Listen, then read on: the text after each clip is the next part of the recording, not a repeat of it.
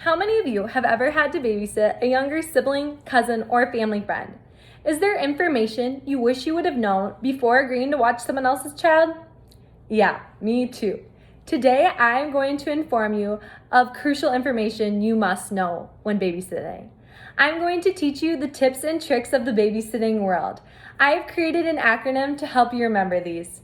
SHEB, which stands SHEB, which stands for Safety Training, Household Rules, Emergency Contacts, and Behavioral Issues. Chances are, someday you will be a parent, aunt, uncle, or godparent, and you will be asked to babysit someone else's child. Children are fun, but can be unpredictable and difficult at times, so it is important that you're prepared for any situation that could arise. I have been a babysitter for many years now, and I have worked with a wide range of ages and have had to face many different and difficult situations. I have also done some detailed research on the best and must-need to knows of the babysitting world. Because of this, I now feel that I can inform you of everything you need to know to keep a child happy and safe and earn a little extra cash at the same time. The first part of our acronym is S, which stands for safety training. Before you accept any babysitting job, you should take a safety training course. This can be through a first aid course or a babysitting course through your local hospital. By taking these courses, it will give both you and your employer reassurance that you are prepared to handle any situation. And most importantly, this safety training could save a life. I have a scary story that I would like to tell you today.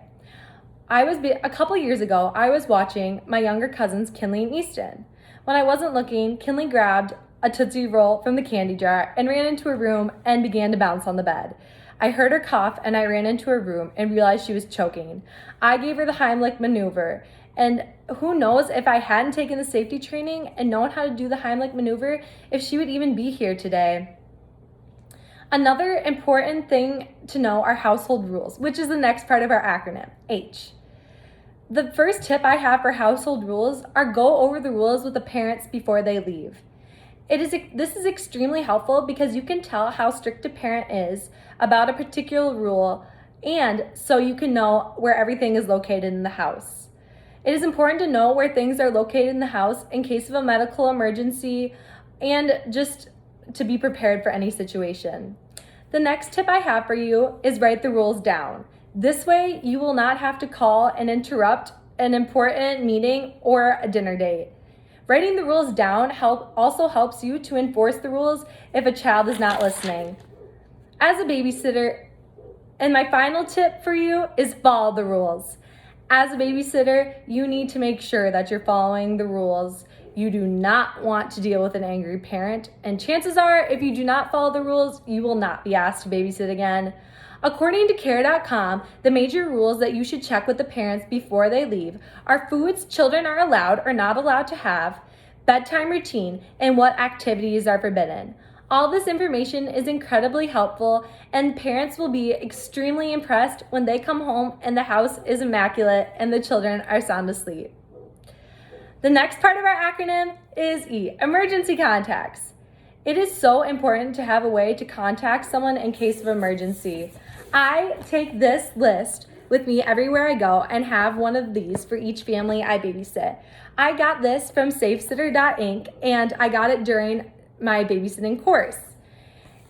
The first number you must know is a parent's cell phone number and work number. Another very important number to know is another emergency contact in case you cannot reach the parents. You should also have a doctor or a physician's number in case of medical emergencies or illnesses. It is extremely important to call for help during an emergency situation. According to brennerschildren.org, if an emergency comes up, it is not a reflection of you and your babysitting skills, but how well you handle an emergency. Calling for help is the right thing to do, so don't be afraid to do so. Parents understand that you cannot avoid mishaps all the time. And the final part of our acronym is B, behavioral issues. Dealing with behavioral issues is something that every babysitter has to face. So here are some tips to help you if you are dealing with a screaming child. First, maintain structure and routine. According to kidsit.com, when children are exposed to a well-structured routine, they thrive and their behavior is noticeably better. So, in order to maintain structure and routine, show your kids a list of activities you have planned. This allows kids to have something fun to look forward to. The next tip I have is give 5-minute warnings. This allows kids to have time to comprehend what you're saying to them. And finally, do not let kids make their own schedule. This allows for problems to arise when something comes up and you can no longer do what that child wants to do. The next tip I have for maintaining behavioral issues is be authoritative and consistent with your decisions. Maintain a firm tone when you're giving instructions or rules. And no wishy-washy decisions. Children want to make you feel as if they're in charge, but they need to know that you're the boss. And finally, create a fun atmosphere. Have a bag with fun activities. Today, I brought my bag of fun activities. I take this everywhere I go when I'm babysitting. It includes a coloring book, a puzzle, markers and crayons, card games, and anything else you think would be fun for you and the kids to do together. Kids have a lot of energy and they need to get it out, so be creative and plan fun activities like arts and crafts. And don't let the kids sit in front of the TV all day. Kids have a lot of energy and need to get it out. So now you know how to be prepared when babysitting. In order to keep both the kids and parents happy, you need to remember SHEB. Safety training, household rules, emergency contacts, and behavioral issues. Even if you do not want to babysit, I hope that this information provides you more comfort when dealing with kids. And I hope that you feel that you have enough information that you can properly take care of a child.